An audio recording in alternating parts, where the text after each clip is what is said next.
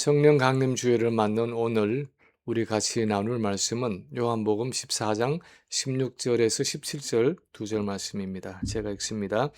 내가 아버지께 구하겠으니 그가 또 다른 보혜사를 너희에게 주사 영원토록 너희와 함께 있게 하리니 그는 진리의 영이라. 세상은 능히 그를 받지 못하나니 이는 그를 보지도 못하고 알지도 못함이라. 그러나 너희는 그를 아나니 그는 너희와 함께 거하시며 또 너희 속에 계시겠습니다. 아멘.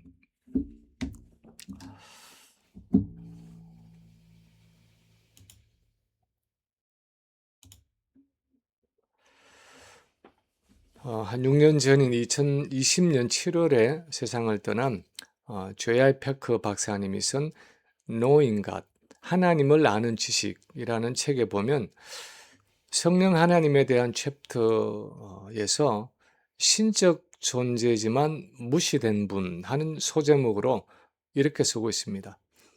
그리스도에 대해 그처럼 관심이 많다고 공언하는 사람들이 성령에 대해서는 알지도 못하고 관심도 없는 것은 참 이상한 일입니다. 성도들은 성육신이나 속죄의 사건이 일어나지 않았다면 현재 무엇이 달라졌을지 압니다. 즉, 그렇게 되면 그들이 구원받지 못하리라는 것을 압니다. 하지만 많은 성도들이 세상에 성령이 계시지 않는다면 무엇이 달라질지에 대해서는 잘 모르고 있습니다.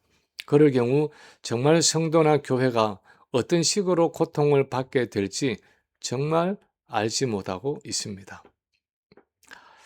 아닌 게 아니라 삼위 하나님 가운데서 우리가 가장 모르고 있고 익숙치 않은 분이 있다면 아마도 성령 하나님일 것입니다. 근데 사실 우리만 그런 것이 아니라 예수님 당시에 제자들도 그랬습니다. 성령 하나님은 그들에게 익숙하고 친숙한 분이 아니었을 뿐 아니라 더더욱이 오순절에 오실 그 성령에 대해서는 제자들이 거의 모르고 있었습니다.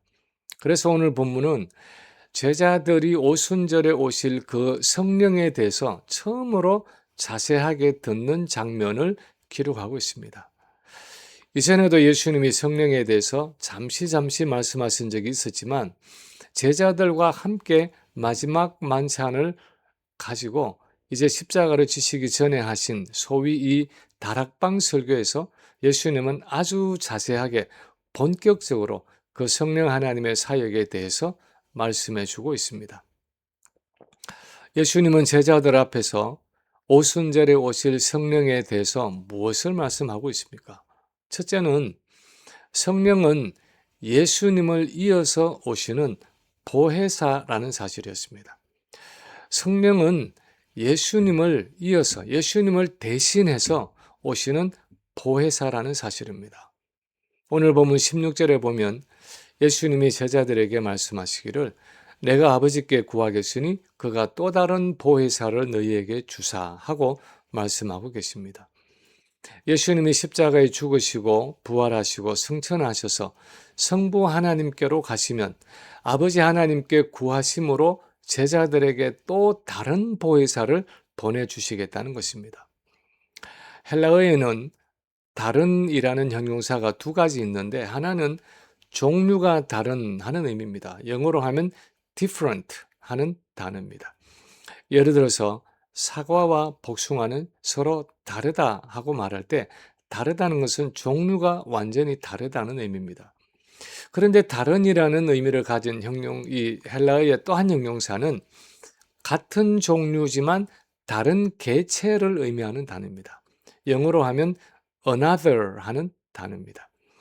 예를 들어서 사과 하나를 다 먹고 또 다른 사과를 먹기 시작할 때 그 다른은 종류가 다르다는 의미가 아니라 같은 종류의 사과인데 처음에 이어지는 또 다른 사과 하는 의미입니다. 지금 예수님이 제자들에게 내가 아버지께로 가서 구할 텐데 그가 또 다른 보혜사를 너희에게 주실 것이다 하는 말씀은 두 번째 의미의 다름을 말씀하시면서 나는 지금까지 아버지께로부터 너희를 위해서 온 첫 보혜사였는데 내가 아버지께 가서 구하면 그분이 나를 대신하는 또 다른 보혜사를 너희에게 보내어 주실 것이다.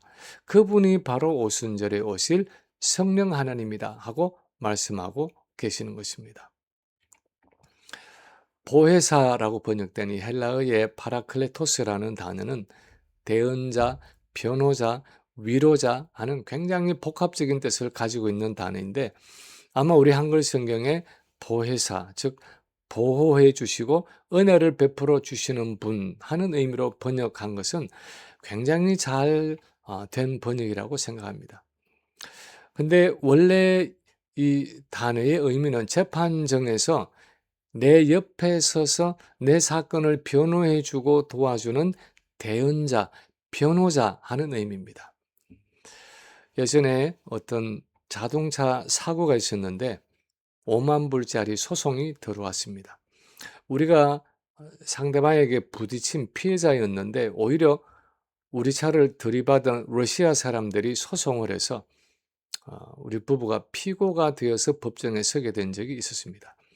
미국 가서 처음으로 법정에서 피고로 재판을 받게 되는데 얼마나 불안하고 초조한지 마음의 안정이 잘 되지를 않았습니다. 근데 보험회사에서 선임해준 우리 쪽 변호사가 그렇게 말했습니다. 걱정하지 마라. 내가 다 알아서 할 테니까 너는 그냥 있는 그대로만 대답하고 내가 하라는 대로만 하면 된다. 아무 염려할 것 없다. 마음 놓아라. 릴렉스 하고 말했습니다. 정말 재판 당일이 되었는데 우리는 일어서서 판사가 묻는 말에 대답만 하고 우리 측 변호사가 모든 서류를 꼼꼼히 준비해 와서 상대방이 거짓으로 만든 사고 피해에 대한 서류들, 허위로 작성한 의료 치료에 대한 자료들을 낱낱이 다 밝혀내었습니다. 그래서 마침내 무죄 판결로 재판이 매듭지어졌습니다. 아마도 제 손으로 그 필요한 서류를 다 준비하고 제가 그 자리에 서서 저 자신을 변호하라고 했으면 그렇게 할 수 없었을 것입니다. 근데 우리 측 변호사가 나를 대신해서 필요한 모든 것을 다 준비해 주고 아주 잘 진행해 주어서 나의 보호자가 되고 나의 대언자가 되어 준 것입니다. 그야말로 나의 변호자가 되어 준 것입니다. 이것이 이 파라클레토스, 보혜사라는 단어에 들어있는 의미입니다. 우리 구원에 있어서 예수님은 우리에게 필요한 모든 것을 예비해 주시고 공급해 주시는 우리의 보혜사가 되십니다. 그런데 이제 예수님이 제자들을 떠나 아버지께로 가시면 성부 하나님께 그를 대신하는 또 다른 보혜사를 보내달라고 요청하실 텐데 그분이 바로 오순절에 오시는 성령 하나님이란 것입니다.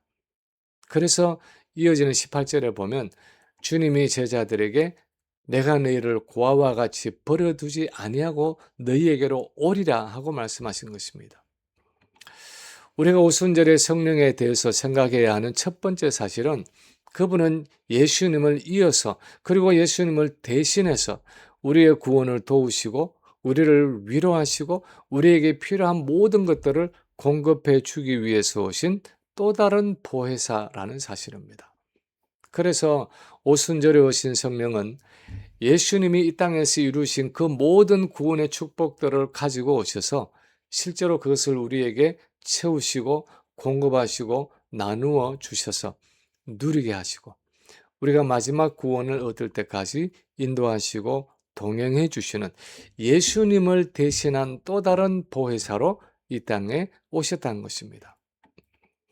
두 번째 오늘 본문에 또한 말씀하는 것은 그분은 우리 가장 가까이에서 떠나지 않는 분이라는 사실입니다.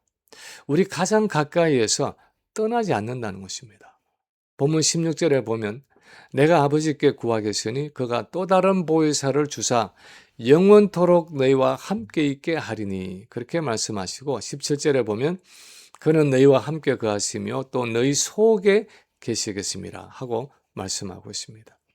예수님이 아버지께 받아서 보내실 보혜사 성령이 우리에게 오셔서 거하시는 방식에 대해서 주님이 말씀하시는데 그 중에 하나는 그분은 우리 안에 계신다 하는 사실입니다. 그는 우리와 함께 거하시며 또 너희 속에 계시겠습니다 하고 말씀하고 있습니다. 구약시대의 성령은 성도들 안에 내재하신 것이 아니라 성령의 능력이 필요할 때 외부로부터 성도들에게 임했습니다. 예를 들어서 사사들에게 성령이 임할 때 삼손과 같은 경우 나귀 특뼈 하나로 블레셋 사람 1000명을 죽일 정도로 성령이 주시는 능력을 경험했습니다. 그러나 그것은 성령이 밖에서부터 삼손에게 일시적으로 임해서 역사하신 사건이었습니다. 본문을 보면 여호와의 영이 삼손에게 강하게 임하니 하고 기록하고 있습니다. 이것은 일시적이고 외부적인 성령의 기름 부음이었습니다. 구약의 선지자들도 그랬습니다. 그들에게 하나님의 말씀이 임할 때 그것은 잠시 위로부터 임했다가 거두어지는 성령의 역사였습니다. 사울 왕은 사무엘의 기름 부음을 받을 때 성령이 그에게 임했지만 약 2년 후에 사울이 왕으로서 하나님께 불순종했을 때 하나님의 영이 그를 떠나갔습니다. 그리고 악신이 그에게 임해서 말할 수 없는 고통과 분노에 사로잡혔습니다. 구약의 이 옛 언약 시대에는 성령의 필요에 따라서 외부로부터 잠시 임했다가 그 피로나 사역이 끝나면 다시 떠나가시는 성령이었습니다. 그런데 오늘 본문에서 예수님이 제자들에게 약속하시는 보혜사 성령은 우리 성도 안에 내재하셔서 우리와 영원히 함께 계시는 하나님입니다. 우리 구원의 보증이 되셔서 우리가 마지막 구원을 얻을 때까지 우리 걸음을 끝까지 인도하시는 분입니다. 우리를 위로하시고 은혜를 베푸시는데 구약 시대와는 달리 심지어는 우리가 범죄할 때도 떠나지 않으시고 오히려 우리의 죄를 깨닫게 하시고 책망하시고 심지어 우리를 징계하시고 육신을 치셔서까지 죄를 회개하게 하시고 궁극적으로 우리가 온전한 하나님의 자녀로 살아갈 수 있도록 인도하시고 주장하시고 필요한 모든 영적인 자원들을 공급해 주신다는 것입니다. C.S. 루이스는 순전한 기독교라는 책에서 하나님이 우리 안에서 역사하시는 것을 집을 리모델링 하시는 것으로 비유합니다.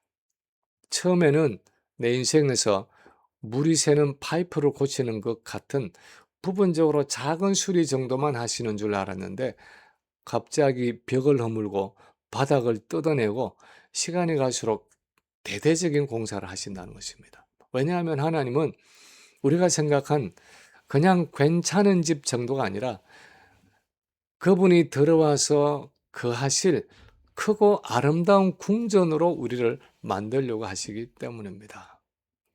어쩌면 우리는 그냥 적당하게 예수 믿고 이 세상에서 복 받고 마음 편하게 살다가 천국 가면 된다 하고 생각할 수 있습니다. 그런데 우리 안에 오신 보혜사 성령은 우리를 그런 적당한 상태로 두시지 않는다는 것입니다. 말씀으로 책망하시고 내 환경을 뒤흔드십니다. 내 건강을 흔드시고 내 부부관계를 흔드시고 내 자녀들을 흔드십니다. 여러 고난들을 통해서 내 옛 자아를 총체적으로 부수어 가십니다. 그리고 내 안에 원래 구원의 목적인 그리스도의 형상을 빚어가십니다. 성령은 내 가장 가까이에 찾아오셔서 떠나지 않고 끝까지 하나님의 최선의 목적을 이루어 가시는 분입니다. 이렇게 주님은 제자들에게 오순절에 오시는 보혜사 성령은 우리 안에서 우리 구원의 목적을 이루기 위해서 마지막까지 떠나지 않고 역사하실 것이라고 말씀하고 있는 것입니다. 세 번째로 이 오순절에 오시는 보혜사 성령은 진리의 영으로 오셨습니다. 그분은 진리의 영이라고 말씀하고 있습니다. 성령이 이렇게 예수님을 대신하는 보혜사로 오셔서 우리 안에 영원토록 거하는 목적에 대해서 주님은 이렇게 말씀하십니다. 17절에 보면 그는 진리의 영이라 세상은 능히 그를 받지 못하나니 이는 그를 보지도 못하고 알지도 못함이라. 그러나 너희는 그를 아나니 그는 너희와 함께 거하시며 또 너희 속에 계시겠습니다. 마치 보지도 못하고 듣지도 못하고 말조차 할 수 없었던 그 삼중의 장애를 가졌던 헬렌 켈러처럼 예수 믿기 전에 우리는 하나님이 계시는 영적인 세계를 볼 수도 없고 하나님의 음성을 들을 수도 없고 하나님과 인격적인 교제를 나눌 수도 없는 아주 철저한 영적인 장애를 가지고 있었습니다. 그래서 무엇이 세상의 실체이고 궁극적인 현실인지 도무지 진리를 알 수 없는 어두움과 영적 무지 가운데 빠져 있었습니다. 그런데 오순절에 성령이 오셔서 하시는 일은 우리로 하여금 영적인 눈을 뜨게 하시고 영적인 귀를 열어주시고 우리 영적인 입을 열어주셔서 그전에 보지 못하고 듣지 못하고 만지지 못했던 감지하지 못했던 그 영적인 세계를 보고 듣고 깨닫고 심지어 전하게 하신다는 것입니다. 그래서 성경 전체를 통해 성령이 하시는 일을 보면 우리를 거듭나게 하셔서 죽어있던 우리 영혼이 살아나게 하시고 믿음의 눈을 떠서 하나님과 그분이 계시는 영적인 세계를 보게 하시고 하나님의 진리의 말씀인 성경을 기록하실 뿐 아니라 그것을 읽을 때 영적으로 깨닫게 하시고 그 성경의 주인공인 예수 그리스도를 구주로 믿고 영접하게 하시고 그분의 말씀에 순종하게 하시는 것입니다. 우리가 경험하고 있는 우리 구원의 모든 과정이 바로 보혜사 성령의 실제적인 역사로 가능해진 것입니다. 많은 분들이 우리 개혁주의 교회에서는 성령에 대해서 별로 강조하지 않는다고 생각합니다. 어떤 분들은 성령에 대해서 우리는 별로 언급조차 하지 않는다고 말합니다. 그러나 사실 개혁주의 교회만큼 성령을 강조하고 성령을 많이 언급하는 교회가 없습니다. 왜냐하면 우리 구원의 처음부터 끝까지 그 모든 과정이 바로 성령을 통해서 이루어지는 사역들이고 그 사역 중에 가장 중심이 되는 것이 바로 우리로 하여금 진리를 알고 그 진리를 깨닫고 그 진리를 따라 살아가도록 하는 성령의 역사이기 때문입니다. 이 사역을 위해서 오순절에 성령이 우리에게 오셨고 우리 안에 영원토록 거하며 내재하시고 지금도 우리에게 끊임없이 진리를 가르치시고 깨닫게 하시고 인도하시는 영으로 함께 하신다는 것입니다. 그래서 우리를 하나님의 언약 백성답게 살아가게 하시고 우리를 하나님의 자녀답게 살아가게 하시고 거룩하고 구별된 하나님의 백성들로 하나님의 사람들로 살아가게 하시는 것입니다. 우리는 마치 예수님이 승천하시고 나서 승천하시면서 마치 우리에게 한번 열심히 해봐라 하고는 우리를 혼자 버려두고 떠나신 것처럼 생각하며 살아갈 때가 많습니다. 정말 주변을 돌아보면 혼자 고군분투하면서 살아가는 나 혼자서 신앙생활을 힘겹게 하는 그리스도인들이 얼마나 많습니까? 오순절의 성령을 통해서 예수님 자신이 영으로 우리에게 찾아오셔서 이제는 떠나지 않고 우리 안에 항상 계시면서 우리를 진리 가운데로 인도하시고 우리가 죄를 이기게 하시고 우리에게 필요한 영적인 생명과 능력을 시시때때로 공급해 주신다는 것을 잊어버리고 살 때가 얼마나 많습니까? 마치 풍랑이는 바다 위에서 배 안에 주님이 타고 계시는데도 마치 주님이 계시지 않는 것처럼 혼비백산에서 어쩔 줄 몰라 했던 제자들처럼 세상의 분파가 몰아칠 때, 우리 인생의 배가 흔들릴 때, 내 인생의 배가 흔들릴 때 어쩔 줄 몰라 하면서 혼비백산할 때가 있습니다. 그런데 정말 주님이 계시지 않습니까? 정말 주님이 우리를 혼자 버려두셨습니까? 정말 나 혼자 이 거친 인생의 풍랑을 헤쳐나가야 하는 것입니까? 우리가 항상 은혜롭게 부르는 나 같은 죄인 살리신 이 어메이징 그레이스라는 찬송가를 지은 사람은 존 뉴턴이라는 사람입니다. 이 존 뉴턴은 원래 노예 무역을 하고 있었습니다. 아프리카에서 흑인들을 잡아와서 영국에 노예로 팔았습니다. 요즘으로 하면 아주 공인된 인신매매였습니다. 술과 폭력과 음란함 속에 살았고 자기 입으로 나는 짐승보다 더 타락한 사람이었다 하고 고백할 정도였습니다. 네, 1748년에 크셈 폭풍 속에서 침몰해가는 그 배의 키를 붙잡고 처음으로 주여 나를 불쌍히 여기소서 하고 부르짖었고 11시간 만에 폭풍이 멈추면서 극적으로 살아났습니다. 뉴턴은 그날을 그의 회심의 기념일로 삼아서 매년 지켰습니다. 그런데도 그는 여전히 마음이 강팍해서 그 후로도 6년을 더 노예 무역에 종사했습니다. 노예선의 선장이 되었고 회심 후에도 3번이나 더 노예 무역 항해를 지휘했습니다.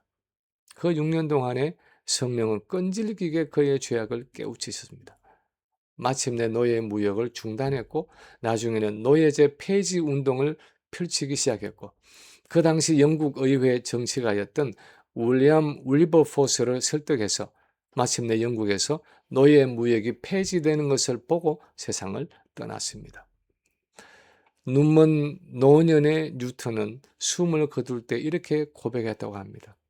내 기억력은 거의 다 사라졌지만 2가지는 분명하게 기억합니다. 하나는 나는 말할 수 없이 큰 죄인이라는 사실이고 또 다른 하나는 예수 그리스도는 말할 수 없이 큰 나의 구세주라는 사실입니다. 뉴턴의 삶 전체에서 우리가 볼 수 있는 가장 중요한 것은 보혜사 성령은 그를 극적으로 한번 감동시키고는 여전히 죄를 버리지 못했던 그를 그냥 떠나버린 것이 아니었다는 사실입니다. 뉴턴의 회심의 끝이 아니었습니다. 오히려 그의 남은 평생 동안 죄를 깨닫게 하시고 회개하게 하시고 결국에는 Amazing Grace를 고백하고 찬송하는 사람으로 오랜 시간 동안 그를 변화시키셨다는 사실입니다. 이 성령은 우리를 잠깐 감동시키고 떠나가시는 분이 아닙니다. 끝까지 우리 안에 거하시면서 진리를 깨우치시고 오랜 시간이 걸려도 우리가 죄를 미워하도록 만드시고 결국은 예수 그리스도를 닮아가게 하시는 끈질기고 집요한 보혜사 하나님이십니다. 성령 강림 주일을 맞는 오늘 보혜사 성령 강림 사건의 가장 큰 의미는 성령을 통해 주님이 다시 우리에게 찾아오셨다는 사실입니다. 내가 세상 끝날까지 너희와 항상 함께 있으리라 말씀하시던 그 주님이 성령을 통해 우리 안에 찾아오셔서 영원토록 함께 계신다는 사실입니다.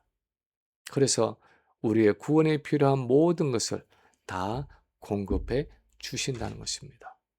이 믿음을 가지고 우리에게 필요한 성령의 은혜와 능력을 날마다 간구하고 그것을 풍성히 누리는 우리 모든 성도들이 되시기를 주님의 이름으로 간절히 축원합니다.